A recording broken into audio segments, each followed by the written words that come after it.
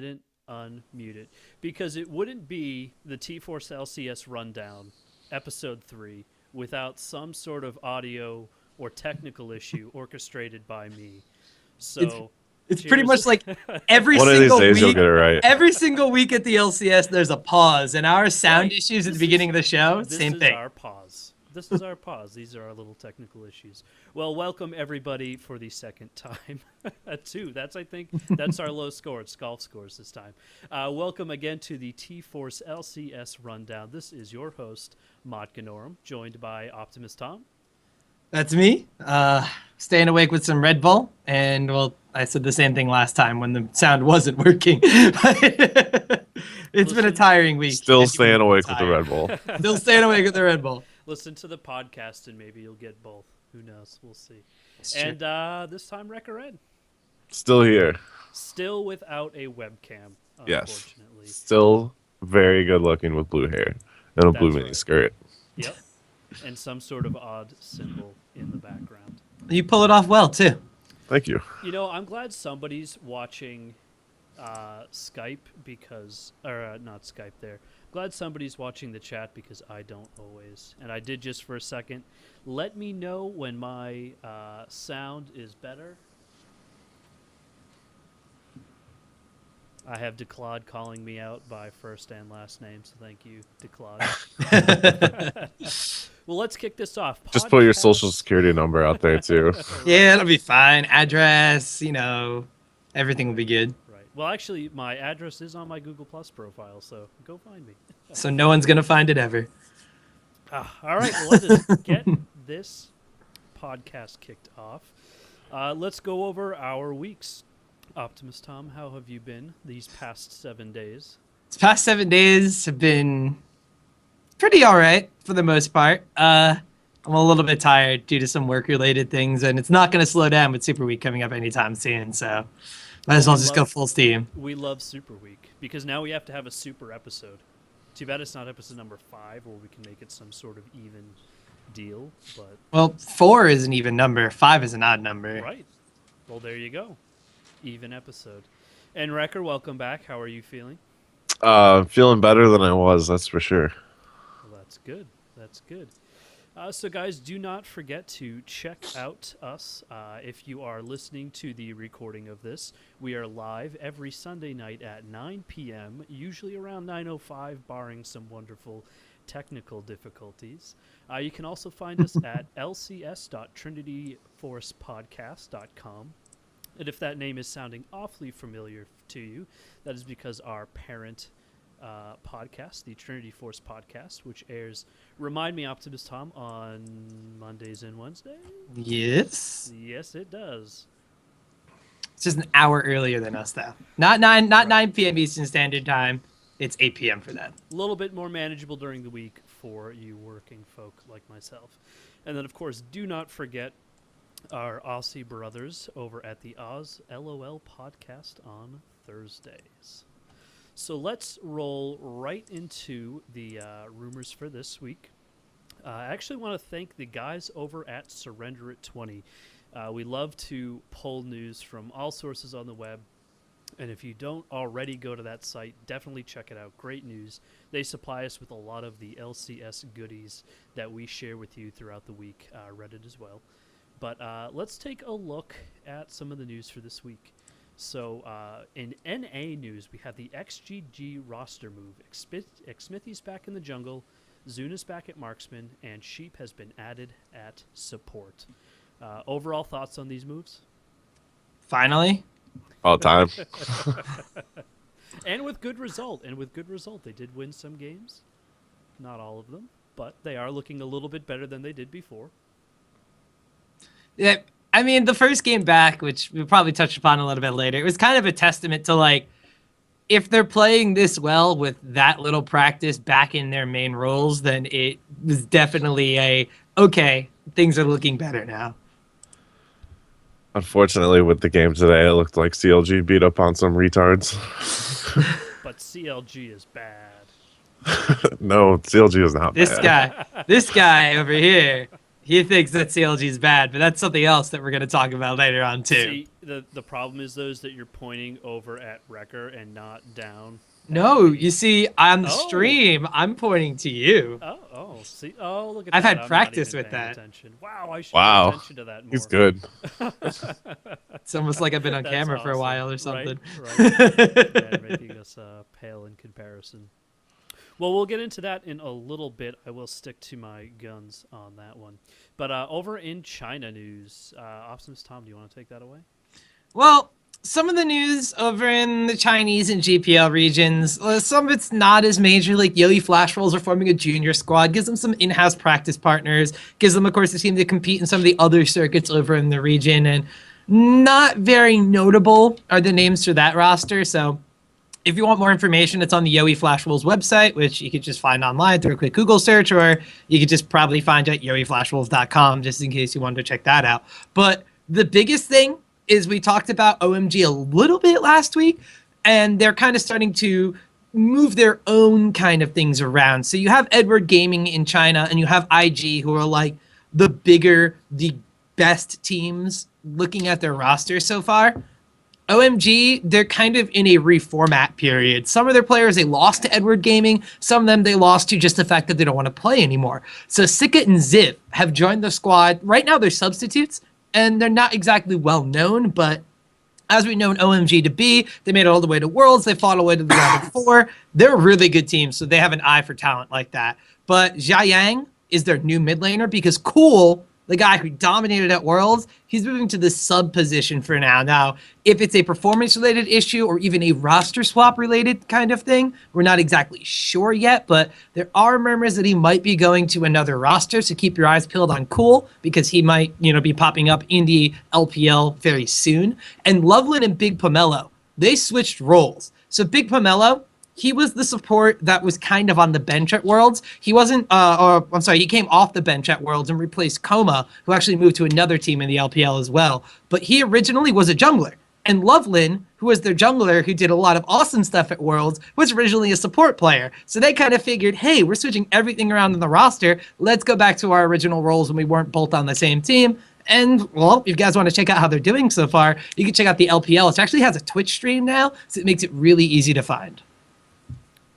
Great. And what is the Twitch stream for that? Do you happen to know the name of it off the top? I believe it is just twitch.tv/LPL and then something else after it, kind of like it's Garena TW for Garena Taiwan. I believe it's LPL and then something else afterwards, but it's usually within the top 3 League of Legends streams whenever it's on. Or you can check out the awesome eSports calendar add-on to Google Chrome, Mozilla Firefox, Internet Explorer if you're still running that for some reason. You should but be. Yeah, it'll update you as soon as they go live. It's usually around the same time GPL's on as well. Great. Well, I don't know if we have show notes, but we'll put those in the show notes. And if we don't have show notes, we'll make show notes because we need show notes. All right. So moving on to some of the big points from this week, I'm going to change up the format slightly, and I'm actually going to run down the success and failures of this week, the wins and losses across the EU and NALCS. So, taking a look at EU first, we have Alliance over Fnatic, SK Gaming over Superhot Crew, Gambit Gaming over Millennium, Copenhagen Wolves over Roccat, Fnatic over Gambit Gaming, Copenhagen Wolves over Millennium, SK Gaming over Alliance, and Superhot Crew over Roccat. In the NALCS, we have XTG over Cloud9, CLG over Curse, thank God, TSM over Dignitas, Coast over EG, C9 over TSM, Dignitas over EG, CLG over XDG, and Team Coast over Curse. So let's get into it. Out of this, let's focus in on EU first. So Fnatic is finally able to snap their loss streak and did a very impressive win over Gambit Gaming with 0 deaths, which is just a total shutout. Something you barely really see in this in the LCS. A lot of that is due to teams getting overconfidence and moving on. Tom, do you want to take over as to why that game went the way it did?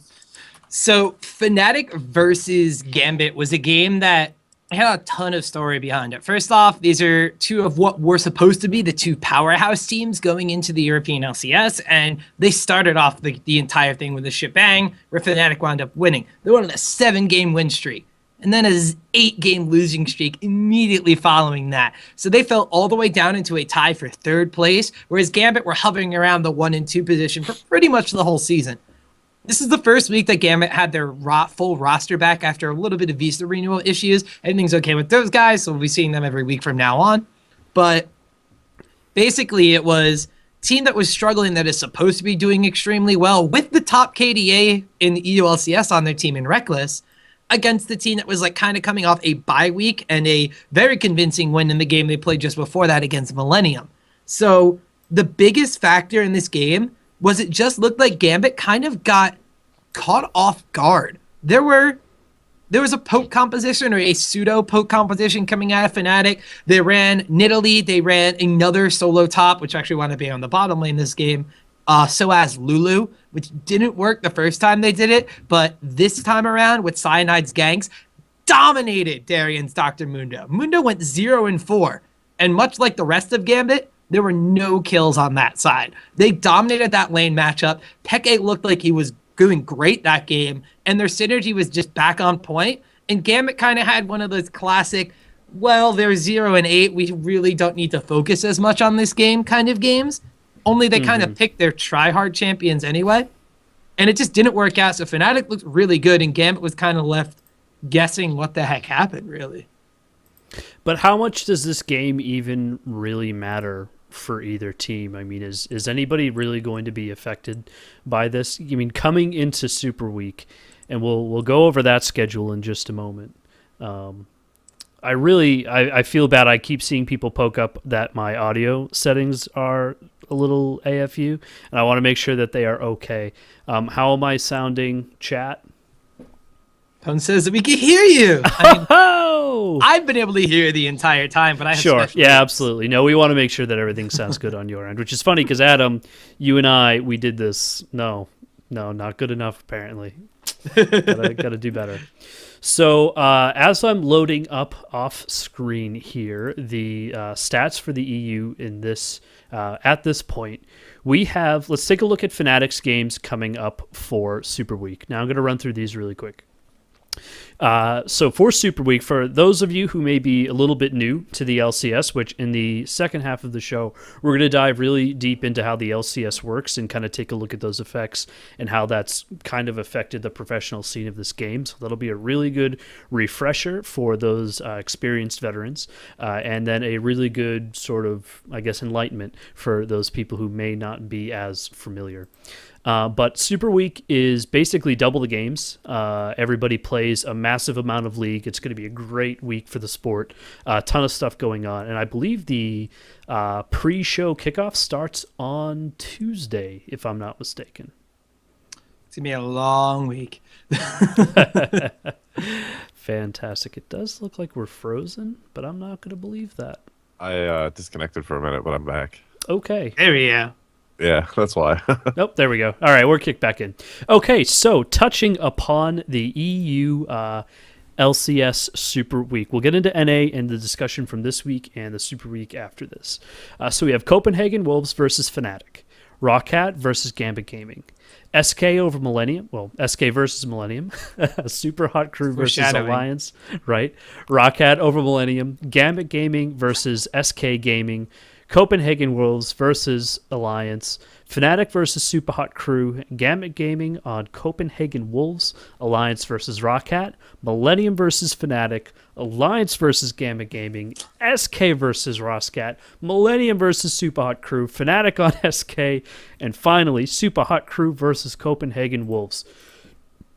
Now, if you are not an experienced LCS watcher, the wear and tear that these Super Weeks put on the players is just absolutely immense. And this is going to be a huge week for momentum. Not only the momentum coming in to the the games, but also the momentum that you take outwards after it. You're going to see teams run down. You're going to see those crazy players that do so great start to slip towards the end, and it's always an incredibly interesting week. What I love about Super Week in the EU is that everything is so close.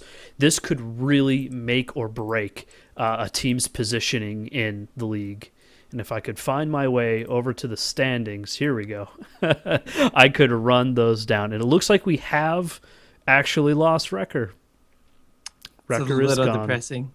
Rest in pieces, Wrecker. R.I.P. Wrecker. And I had this whole like series of things I was going to call on him for, and I saw people texting away in chat there that I haven't talked to him yet. We'll get there. Oh boy, that's going to mess up some stuff. Yeah, he's gone.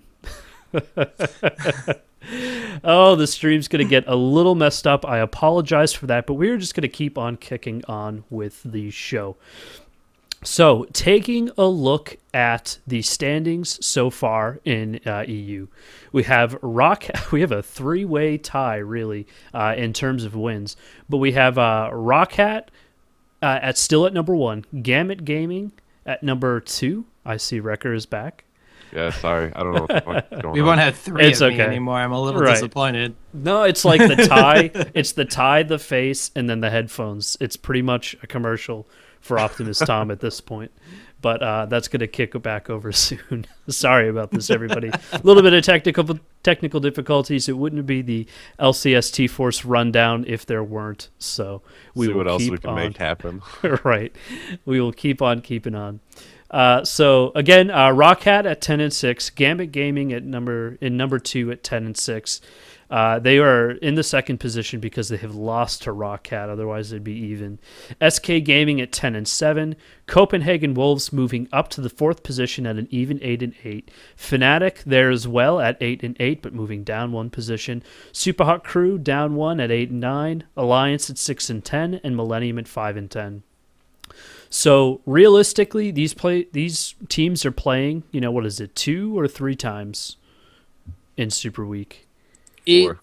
It's up to 4 times, yeah. Up to 4 times. That realistically can move anybody completely out of whack. The EU LCS is going to be a completely different place after this Super Week, and it's going to be an incredible game. Especially with of games. as much as any team over there could just be any other team. Exactly. Now, Rockhat has been slipping in these past couple of weeks. Wrecker, what do you think's going on with the team? Honestly, I don't think there's anything really wrong going on with the team. They've been playing consistently well, regardless of whether they win or lose. It's just a matter of whether or not the other team's been able to actually beat them. And even in the games they lose, it's not like they make huge mistakes that are just ridiculous and kind of throw the whole game for them. And what do you think is really their secret sauce? Like, what makes this team good? Is it the fact that they've, as in their current form, really come, into the EU LCS and have been able to take down those bigger existing teams like Fnatic and SK? Or, what's their secret sauce? What makes Actually, I never really noticed this until Tom pointed it out, but Overpow just carries that team so hard. He really does. Like, if you watch those games, after Tom mentioned it, I can't get my mind off how much he just carries. He really does. He's an amazing player. And he's such a dreamboat. yeah.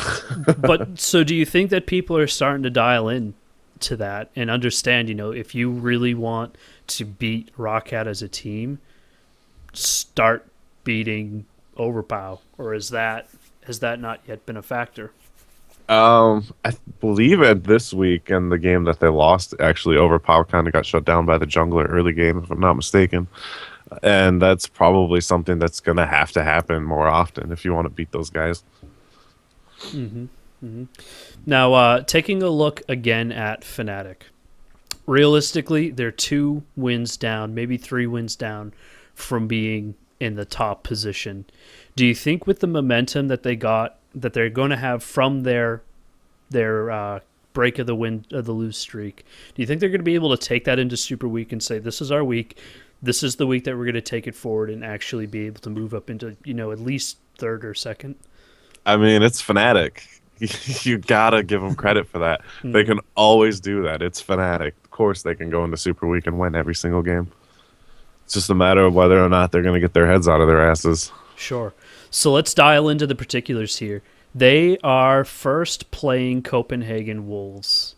Then they're going to be on... Do they actually play? No, they don't play everybody. So they have Copenhagen Wolves this week, SK Gaming, checking the list, Millennium, checking the list, and I think that's it.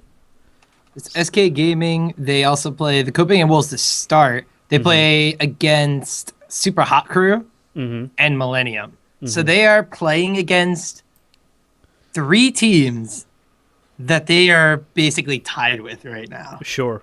All of which they should probably not be tied with, except for maybe SK Gaming. Right. So going into Super Week, one of the big things to watch on Fnatic for me is going to be their solo laners. So we touched upon briefly in their game against Gambit how Cyanide was able to help Soaz. They dove Dr. Mundo at level 1. They got first blood, and Lulu was able to carry that advantage into a solo kill, which you normally don't see Lulu getting a solo kill on Dr. Mundo no matter where she's playing on Summoner's Rift. But she's able to dive through a tower and just pick up a kill on a one-on-one, which is extremely impressive. And Peke kind of felt in his comfort zone because Cyanide was able to be a threat on the map. So if their solo laners stay cushy, they're going to wind up being fine. So a lot of pressure is going to be on the jungle. So looking specifically at the first matchup, when you have Cyanide, who's a very good jungler in Europe, going up against who could possibly, now, statistically, if you look at kill participation, which is a good judgment call on how much your jungler is helping your team as a whole, Copenhagen Wolves Amazing is the best jungler in both the NA and the EU LCS. So if there's ever a time to show that you can help your solo lanes and help your team feel confident going into the mid to late game, it's going to be against the guy who does it the best in all of the LCS so far. All right, sounds good. So let's transition over to the other side of the pond. NALCS, coming into Super Week. Let's take a breakdown of this week. So big games. Obviously, XTG's roster changes produced something for them. They were able to beat Cloud9, but then they ended up losing to CLG. What do you think really went into that Cloud9 game that really made it swing in XGG's favor? If you didn't catch that game, the beginning of it was Cloud9 being Cloud9. It was a great game to start, but at one point, XGG able to make it come back in. What do you guys think was that one factor that was able to cross over? Cloud9 was just playing this composition that was kind of weird. It didn't really do well against hard initiate, which is what XTG was like. Their composition was good at. They had the Shyvana with the Pantheon ult. Or not Pantheon ult. They had the Leona Shyvana that game, right?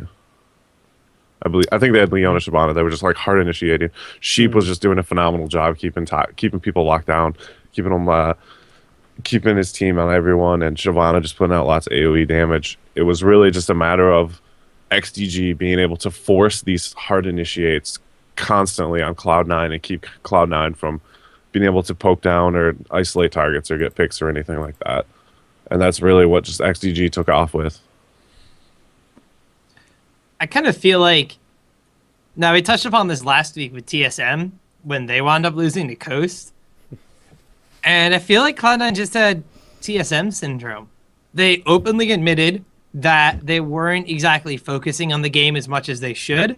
They experimented with a double AP composition, which in the past has a losing record, especially when you wind up using a LeBlanc in the mix, who, if she doesn't get snowballing in the early game, doesn't close games out very well. So it was just kind of, they had their Cloud9 mentality for the majority of the game and like fell asleep at the wheel. I mean, we didn't have Meteos being able to carry into team fights in the later game. They just didn't have the ways to deal with, as Wrecker mentioned before, the kind of AoE that XTG was putting out. So when they would go to get catches on somebody in like a jungle position, they would get caught out themselves, and it slowly but surely snowballed into a even game. And then XTG just had better scaling champions in the late game. It bothers me that Cloud9 really wasn't able to, I don't know, maybe take this game as seriously as they could have. This was a pretty big game for them. This would have been an evening win to put them right up against TSM, and then they had a game with TSM later on that day, who, oh, by the way, don't have Bjergsen this week, swapping in Reginald. Now that worked out for them. In their first game, TSM being able to beat Dignitas with, I think Reginald was playing Zed that game and did pretty well. I think he was 5-2 and some odd number of assists, but like 5-2-4 or something like that. Doing okay. But if you listen to the pre and the post shows, there was no expectation across of all of TSM, including Reginald himself, for Reginald to be able to produce. So if Cloud9 would have been able to key into that at all, they would have known that this is our week to really step it up, play smart, play well, and propel ourselves into first and bump TSM down. And they certainly had that opportunity. They did half of their job by beating TSM when it counts. RIP Reginald, never beating Cloud9. But you know, just at the end of the day, it just didn't work out for them, XTG being able to take them down. Taking a look at some of these other games, I'm not really surprised at this point to see Coast beat EG. I don't think EG is synergizing I don't think anyone's really surprised well. about that. And, I mean, it's sad. I mean, they even lost to Dignitas. And I hate to say this about Dignitas, but I think, you know, that's a pretty hit or miss team as well. And, I mean, I gotta say, the EG Dignitas game, while for the first 20 minutes or so was a fairly, I'm not gonna say it was disappointing. I'm gonna say it was a fairly standard back and forth where EG has like a more explosive early game and Dignitas wants to go control dragons and not touch the Baron pit whatsoever. But then something happened. Like the skies opened up, the stars aligned, and Dignitas took not one, they took 2 Barons that game. Not only did they do 2 Barons, they took one of them in a comeback attempt. Like they were behind and they want to fight by Baron and took Baron. It was like immaculate. There's a website called ishellfrozenover.com, which actually keeps track of the temperature of hell in Michigan. Oh. And it went down because people were trying to look at it to see if hell froze over because Dig took 2 Barons. Wow. And I mean, I don't know. Like that game, it was kind of like an evolution. It showed that the bottom lane of EG did fairly well that game. Skara died 9 times on Karthus and only got 3 kills and 9 assists. And in the top lane, Enox's Yasuo didn't need ganks or anything whatsoever because he was pushing so hard.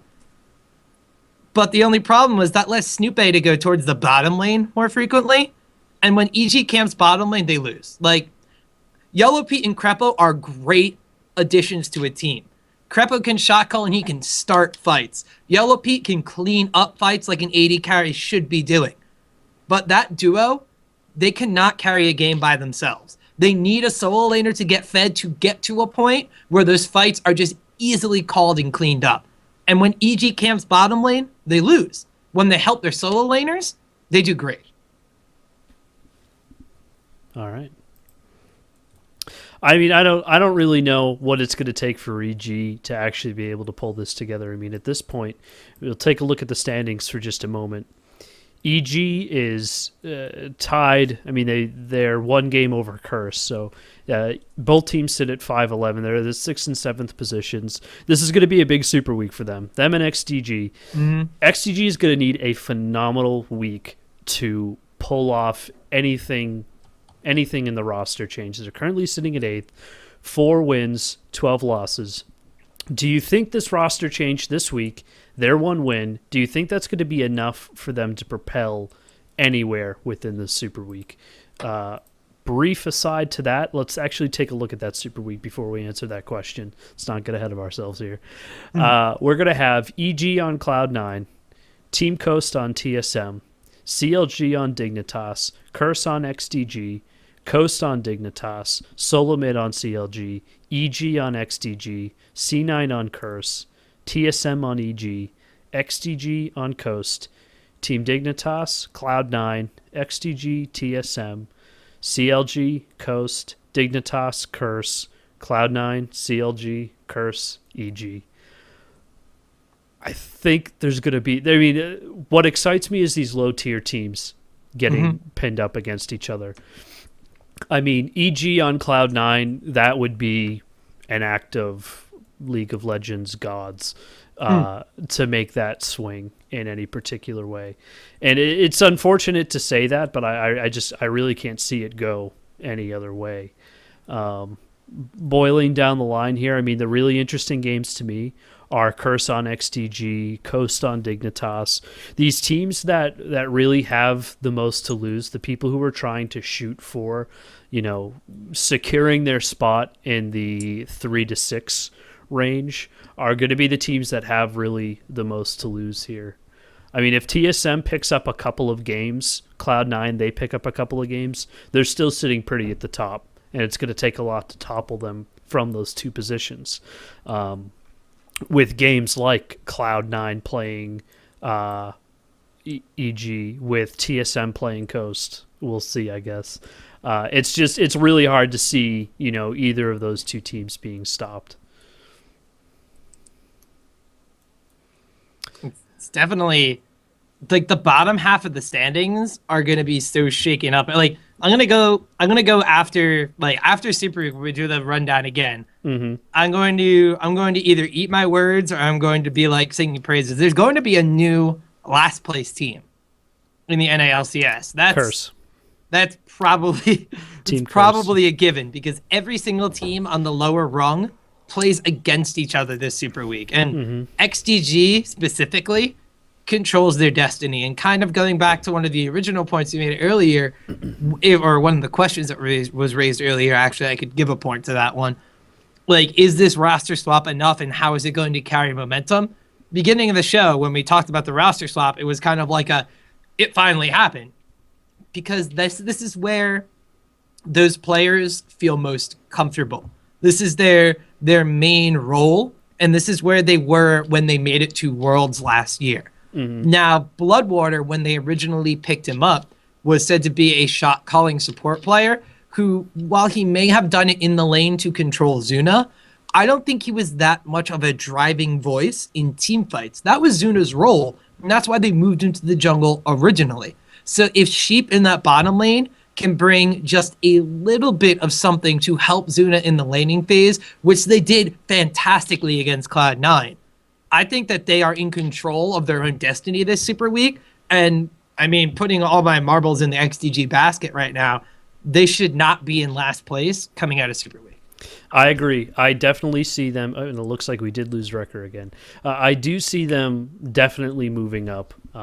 Let's focus in for a moment on all of their specific games and see what opportunity they actually realistically have to move in.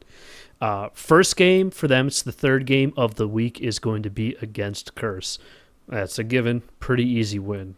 No, it'll certainly be a challenge. It'll certainly be a challenge. And for Curse, that very realistically is going to be, are you going to be a 7th place team or are you going to be an 8th place team? And that's going to be the big match that really sets the tone for the rest of this week. Curse has a lot harder games ahead of them, but that's going to be the pivotal one to really get them going. XGG is next going to be up against Evil Geniuses. That's another critical game. It's going to put them in the same position. It's really like climbing up the ladder at this point. They're going to be facing the teams that are subsequently higher than them all the way. Actually, does that work out perfectly? Is that like, do they play Coast? Hold on, let me pull And then up. they play TSM. Right, so, I mean, Wrecker's back. Good luck on that one. I joined just in time for a good joke. Just for a good laugh. Yeah. Perfect timing. So I think they have the opportunity, and maybe 3 wins, one after another, is going to give them enough of a drive, enough love and attention to their ego that they're going to be able to top TSM. And TSM at this point, depending on how the rest of those games go, it's their last game as well. They're going to be up against Coast, could be an easy win. CLG could be an easy win. And EG, I mean, they're facing mostly lower tier teams by comparison to them. They may just sit on their laurels and let XGG swing at them as hard as they can. I mean, who really has more to lose at that point? Well, let's put this a little bit in perspective. Sure. TSM's original win streak was snapped by Coast. Bjergsen did not look good against Shifter. This is going to be the first game with Bjergsen coming back after like his week vacation, getting his visa issues, or getting his visa renewed, I believe is what it was. But so he's going to be literally thrown into the fray, and he's going to want blood. But what's the team atmosphere going to be like after having Reggie back in the mix for like a week and a half when he's such a strong voice? So I think honestly, Solo Mid, going into every game, they're given to be a favorite. They're in first place. That's what's going to happen. Mm-hmm. But I think if you look at like the Coast game, and then if you looked at the CLG game, it's not entirely clear cut, especially if they go into it with the mindset they had in the previous week, where they're like, well, let's try this level. Oh, wait, never mind, we lose. Well, you know what? In the TSM games, I did watch Dyrus Ward, so that made me pretty happy. I think he has a thing. He will if he picks Mundo and he leans against a Shyvana, he will lose. That just seems to be what happens when that pickup comes. So that's just a champion matchup. Yeah, I mean, that's not even a good matchup for Mundo. I could go on a rant about what I feel about Mundo, but I'll save that for another time. Save that for the. I agree with you there. I don't think he's the best champion in the world, but let's take a look at actually any final thoughts on either of the 2 Super Weeks before we move on. Just any games you're particularly looking forward to on either side. Well, personally, No. I want to see how Roccat transfer into Super Week. Now, they're on a losing streak right now. And I want to say it was the first game of their losing streak. They had a shot of them on camera. And Overpow was kind of like, he was like looking towards Yankos, their jungler. And he was like, kind of like, let's settle down a little bit. Yankos pounded the table. He had his head on the desk. He did not look happy about something. And since that game, they haven't looked great. Yankos has been dying early in the jungle. Their objective control is not what it used to be. And Overpow, he's stuck in the mid lane farming rather than making things happen like he did in some of the previous games for Roccat. So, especially because the first game that Roccat plays is against Gambit Gaming, who they're tied with. So this is kind of, I think, going to set the pace for Roccat and Gambit, both of them. Whoever wins that one, we'll see if they're in like the winner's mentality. And whoever loses that one might be in the Fnatic downward spiral to a 0-8 run. And I mean, Gambit that game, they're boot camping. And historically, when Gambit boot camps, they wreck face. So that's definitely like the first game I'm going to be watching for. And thankfully for all of us, it's like the second game of Super Week. So is Gambit boot camping in their gaming house? It's not a gaming house. They don't have a house specifically, but they've like rented out a place in Kiev. So it's not Kiev. I think they rented out a place in Cologne. So they're able to all boot camp there. All right. Now, and I guess this is a question for both of you. Historically, how much do you think, having experience in a Super Week scenario where it's game after game after game, how much do you think the experience of being used to that scenario and playing in front of the crowds, how much do you think that's really going to key in this week? Definitely a lot. It's normally probably pretty tough to play up in front of a big crowd like that when you're just playing one game, but when you got to play 4 games over the course of like 2 days, it can get kind of tiring, especially since you're probably going to be in the studio both before and after your games for a while and just kind of sitting around and waiting. You're not necessarily going to be in the best mental state for that. So yeah, the experience definitely a big plus. Sure. I'm gonna have to add on to that one too. For Super Week, the preparation is entirely different. Some of these teams at the beginning of the season, like Super Hot Crew, SK Gaming, did not prepare well for Super Week. They've won maybe 1 or 2 games, and they started at the season kind of on a downward note, but now they're kind of going up there. They've kind of gotten their stuff together, and they have people helping them out. How they transfer that 2-game-a-week success into a 4-game-a-week with potentially game break game rather than having one day of a game and the next day of a game, I think is going to be kind of a test to how well these teams can adapt on the fly and how their communication goes. And that's going to separate the teams out because it's Europe, so everything's tied, obviously. But it's going to really we're going to start to kind of surface like who is like the water on the bottom and who is like the oil on the top of the EU LCS. All right, sounds good. I mean, I guess I can't agree more. Definitely knowing how to play in that situation definitely goes into your mental preparedness because, I mean, people will give everybody crap for this as, a sport because you're not doing anything physical. The mental strain on these players is immense, and to have to go through that, to have to prepare for it, to have to know each matchup for really 4 entirely different scenarios over the past couple of days when you don't have much of a break beforehand, it's going to be intense. It's going to be extreme. I mean, how long even in advance do the schedules for Super Week come out? Probably just whenever they do the schedules for the whole season because they do them all at the same time, I believe. Sure. But even then still, you don't really get the time to actually know what kind of state that team's going to be in. I mean, XTG is pulling out roster changes now. So even then, you don't really have the time, 1, to prepare with your team, or 2, to prepare against the teams that you're going to be playing against. So, yeah, you're preparing to play against twice as many teams in the same amount of time as you would play against 2. That's really where the experience comes in. So to wrap up the show, I wanted to bring up an interesting article that came off of a website I've actually never been to before, but it was one of the top posts on Reddit. And the article comes from Mundoverse. And basically what this article is reviewing is kind of taking a look at the LCS as a whole and what it's doing to the League of Legends esports scene and what it's doing to esports in general. And it brings up a solid set of pros and cons for what the LCS has done, what the LCS is doing wrong, and then gives a couple of potential ways to fix it. So to get us started, Optimus Tom, or Optimal Tom, do you want to run us through how the LCS works for the NA and EU? So in the LCS, more recently, it's developed into a 2-split season where the entirety of like season 3 or the 2014 season, which is season 4, has been split up. There is a spring and there is a summer split. Mm-hmm. Now, prior to each of these splits, there is a promotion relegation period where the top challenger teams fight for spots to challenge the bottom 3 LCS teams for that region.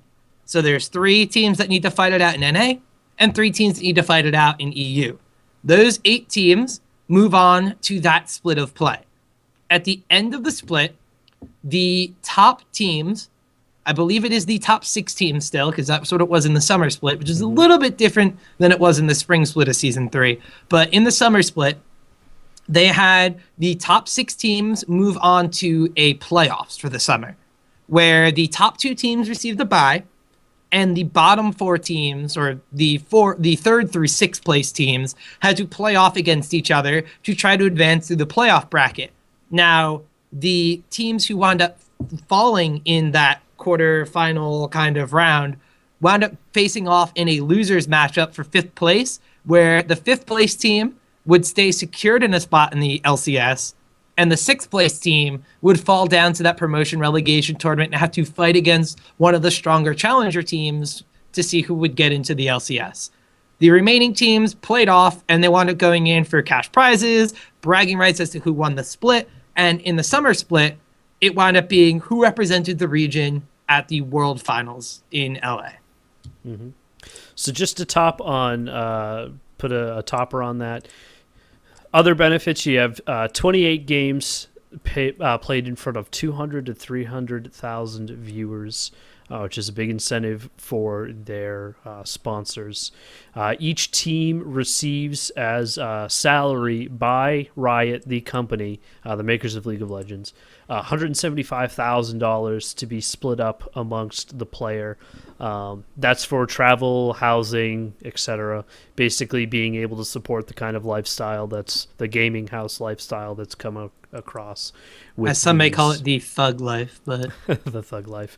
Now, two more interesting points onto this. Number one is that they are still allowed to receive, and correct me if I'm wrong on this, because this isn't in the article. They are still allowed to receive sponsorship.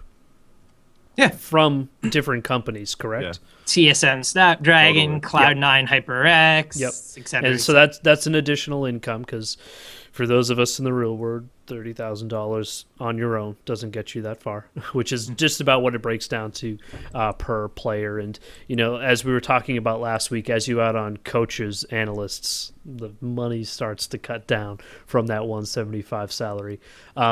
And sort of a kicker on this, you cannot participate in any non-Riot tournaments. So MLG, the other major leagues, you're not allowed to participate in those places. Although there is, of course, IEM and MLG events who have had LCS teams in their invitationals, but technically they're Riot events because they work hand in hand with Riot. Sure. So let's go down. The article gave several pros and cons. We're just going to go through each pro and con, and then I want to kick back up and kind of key in on the key ones. Puns. Not really. So pro number one, new teams can rise up. We see this all the time. A team like Cloud9 can come in and absolutely disrupt the TSM CLG Dignitas scene in the NA LCS. It takes a lot of work. It takes a tremendous amount of skill, and these players need to earn it. But just because you're an LCS team forever doesn't mean your position is secure, and it's a reality. 28 games, it's stability for players, it's stability for their sponsors, and it creates an environment where you can really hone in and focus in on the game and not have any outside distractions. Roster changes, and these are all pros, by the way. Roster changes create interesting games in the playoffs. These make the games exciting, they're fun. Especially in a place like EU, the ebb and the flow of the positioning of each team changes quite a bit, and there's a lot of opportunity for that to be mixed up. And finally, on the pro side, having a single professional tournament ensures consistency. Now, consistency here is key because it's not only consistency for the players and knowing how the format works, what the expectations are, getting used to the rotations, being able to mentally prepare for games, but it also is consistency for the viewership. They know if they want to watch League, they come on these days, these times, these places. They can expect X amount of quality out of their stream, and it's all controllable. It's viewable and pleasurable for us. It's good for the teammates. There's a consistent feel that comes out regularly, which is great. Getting on to the cons of the LCS, and I think we'll probably be focusing in on these a little bit more than anything.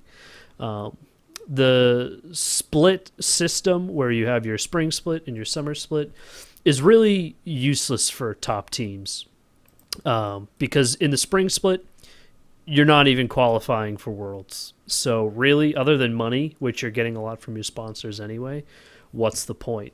A lot of teams have gone on record of saying that, it's really not that bad as long as you're not in relegations, those two bottom 8th and 7th positions. It's really not that big of a deal in the spring split for you to perform to your optimal size. This has created, a much more interesting side on the EU because there's such tight games going back and forth. But on NA, as we see now with TSM, C9, what really makes them want to play as hard as they could compared to the people who are in the 8th and 7th positions. Riot provided and even identified in the article, goes sort of into depth at this point, some problems that they have, especially on the spring split. They've kind of identified that, title and prestige, sponsor attention, prize money, fans, talent acquisition being good enough to get the top players like Bjergsen coming to TSM, press coverage and fangirls. These are all benefits of the spring split, but we're not really seeing that sort of transfer over, so that becomes a huge problem. The no performance incentives really is what ties into this. The first or second teams, they're pretty much stuck in those positions. We're seeing a lot of this on the NA side. The third and sixth ranked teams, they don't have a huge incentive if it is that homogenized to really perform well. Again, this is really focusing in on the NA side of things. EU is much different. EU, I think, is more how Riot would prefer it to work, where the games are so close, a super week can make that much of a difference that it becomes more of a deal. And if you're in the 7th and 8th positions, those are really the only teams that need to fight, because to them, it's either being in the LCS or not being in the LCS. And a point that I'm going to lead the conversation over to Optimus Tom, because I'm sure he's going to have plenty to say about this. International competition has kind of become dead. With the heavy focus put on, a lot of resources obviously committed to, the LCS. What have we really seen fall out because of the amount of attention that's put over? Well, on the closing note, first off, I'm gonna go out and say that personally, when the LCS started at the beginning of season 3, I was a little bit skeptical, mainly due to something very similar to a region lock that was basically going on, which was kind of an issue when it came to a very similar formatted tournament, the WCS with StarCraft 2. It was a region lock, and the players had to stay in their region and et cetera, but we wound up seeing that teams and players wound up moving regions, and Korean players in StarCraft 2 were playing in the North American and the European WCSs, and everything kind of crossed over. So originally, my fear was a region lock would promote kind of staleness in the LCS regions, whereas it's kind of done the opposite. Every single region in the LCS does something different. If you want to just look at NA and EU, Trundle. In NA, he was played a handful of times and he has a losing record. In EU, he's the best performing top laner in the EU LCS. I mean, you look at the LeBlanc scores. LeBlanc in NA, where she had 1 or 2 losses or something, 2 losses after Cloud9 lost her the other day. In EU, first off, she's played in top lane. Second off, she has a losing record overall. I think it's like in the low 40s to high 30 percentages. So each region kind of gets put in their own little hyperbolic time chamber, and it kind of winds up, they form their own metagame, which I think is fantastic.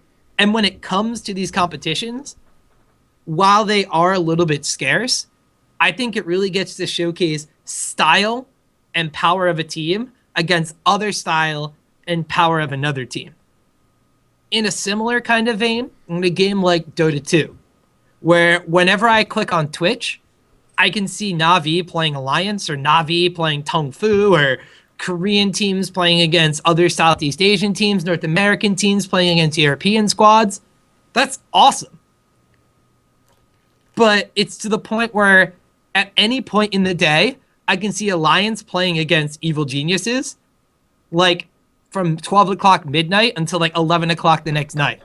So there's also an oversaturation, which I feel like the LCS kind of prevents, because you want to keep this hype. Like, you want to see Cloud9 against Gambit and be like, holy shit, this is awesome. Right. You want, when Worlds comes up, for just everything to go nuts. You want the best of your region move into those ranks and actually be able to perform. And usually it's just China and Taiwan and all those other awesome countries just crushing every little ounce of soul out of you. Let's be honest. Fnatic made top 4. Fnatic won season 1. That's true. Gambit made top 4 in season 2. It's not very far off. So all the naysayers that are like, oh, it's only the Asian regions. They do so well and something's wrong with this. And it's not. It's just that you only remember the winner.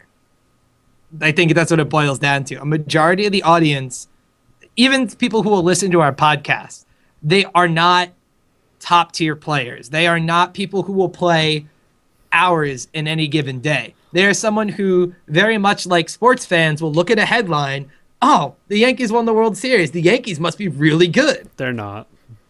I mean, I agree, and I live in New Jersey, so. But it's that kind of like wow factor when these events come around, which I think is, I mean, I like the LCS. Like, I'm not going to lie. I think the LCS format, for what it is right now, first off, way back in the day, there was a first-person shooter circuit that didn't work out the same way. But all those flaws seem to have kind of turned into something where there's 300,000 people watching it. You're doing something right. Sure. Any final thoughts? Argue with the viewer numbers. Right. Any final thoughts on it, Wrecker? Honestly, I disconnected twice while Tom was ranting, so I have no idea what he even said. I said LCS is good. That's what I said. I agree. In future episodes, we'll take a look at the other formats for major competitions and see if it's anything that, Riot should consider for the format of the LCS.